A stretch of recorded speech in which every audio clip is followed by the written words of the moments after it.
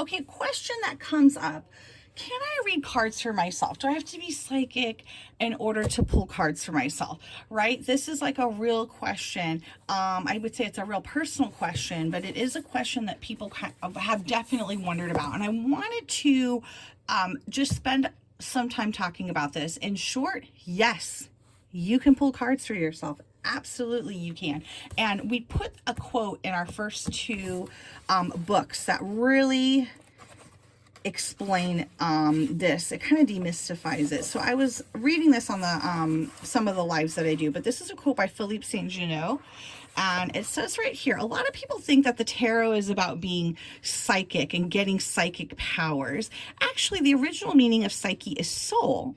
So the real power of the tarot is that it can help you to live your psyche, your soul, with more creativity, more awareness, more imagination, more clarity, more understanding, and more joy. And that's what this is all about.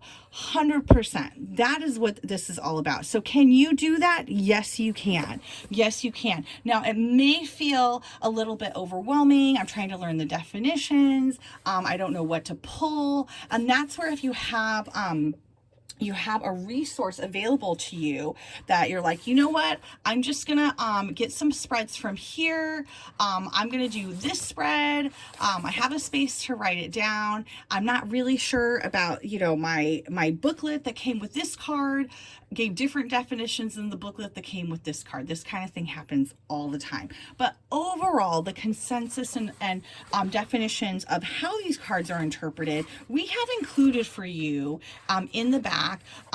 We have the uprights and the reversals, and we have the majors, and we have the minors as well. So this is going to help too if you're like, oh, I'm just starting out, I'm not really sure. Even if you have love and relationship questions, we have those here, and the definitions are how you would interpret these cards for love and relationship readings. So that's actually like really helpful as well. And if you're like, well, I just want to play with my deck, I just don't know what to ask, it is really nice having a resource. But I will say, to keep it simple, let's just say, all right, at this point, I just want to keep it simple. Okay, no problem. So you're going to take your deck. You're going to just start with pulling one card a day for yourself. One card a day. The very first deck I got was this Biddy Tarot deck. I pulled one card every day for 30 days because I just wanted to have practice shuffling, pulling the card. Okay, I have reverse eight of Pentacles. I would go to the little booklet. All right, let's look up what Eight of Pentacles is, and I do love the Biddy Tarot little booklet. I go to reverse, and it would help me memorize the cards because every day I'm pulling. Every day I'm looking up just one card. It doesn't have to be overwhelming, right? One card. What's a good card to reflect on today? Okay, you know, where the effort that I'm putting isn't really going to give me the results I want, or I think Eight of Pentacles reverse is about almost trying to be like a perfectionist, and it's like, hey, let go of the perfection. You are making progress. It doesn't have to be perfect all the time to have meaning. Sometimes we look for perfection and we get in our own way of progress. So I think that's what the meaning of that one is. But what we're gonna do is just every day we shuffle, we kind of try different shuffling techniques so that we learn like what are we comfortable with. Is it a spread? Is it something that you kind of do in your hands like this?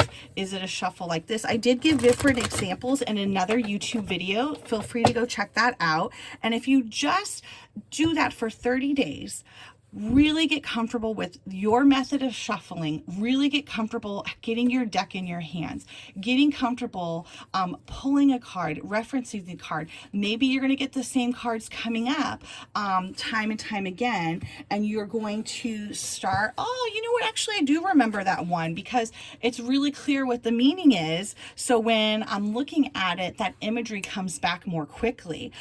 Those are good things to do to help you get that comfort. But can you actually do a spread? If you want to pull one card for yourself, that's a great way to begin. But now you're like, maybe you're like, but I want to get more depth into that. Okay, let me tell you a really easy thing to do. If you want to get more depth, Ask a question. There's something I want to know. I want to pull tarot for myself. Do your spreads. And then when you're doing your spreads, you're going to get comfortable with that shuffling. You're going to cut. You're going to think of your question and then just pull 3 cards. Just pull 3 cards. Maybe you just pull 2 cards. I find 3 is really great, but you can, if you're like, hey, I want more depth than what 1 card can give me, you start pulling 2 cards. But if you're like, you know what, I think I want to pull 3. I have found a great deal of insight and information can come from looking at the 3 cards, thinking about how they relate to one another. When you can look at the definitions, think about how those apply to your question, really take some space to reflect, and it does help to write this information down, mull it over. I find that an answer is within there, and it takes practice. But if you do this consistently, like on a daily basis, you're just going to ask a question every day, pull the cards, note them, and then think, how would I interpret that? Sometimes I even sleep on it overnight. The next day I look at it again. You know what? I think this is what this is about. That is strengthening that ability to listen to your intuition, listen to your gut instinct. And when you have a note of what that interpretation is, time will have that situation play out, and then you can reflect back on your note. And when you see that your gut was right, your intuition was right, that's when you're going to learn to trust yourself.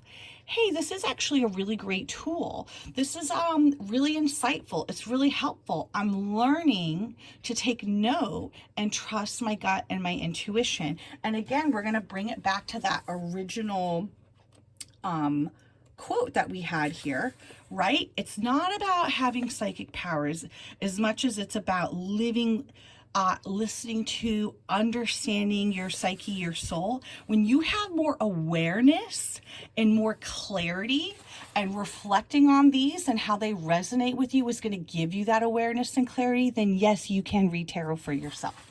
And you can do it confidently. It's just like any muscle. You just need to practice it. So I would say do something simple. 1, 2, 3 card pulls. If you want to have a little more fun, there's definitely resources like our Deal With It tarot spread books that have something different on every page.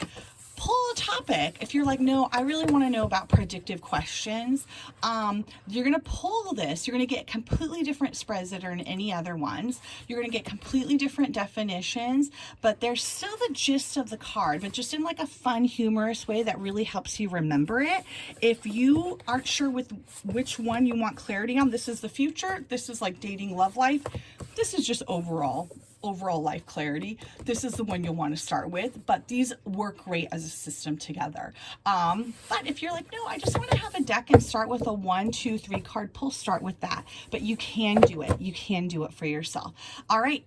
Thanks for stopping by. Happy card pulling.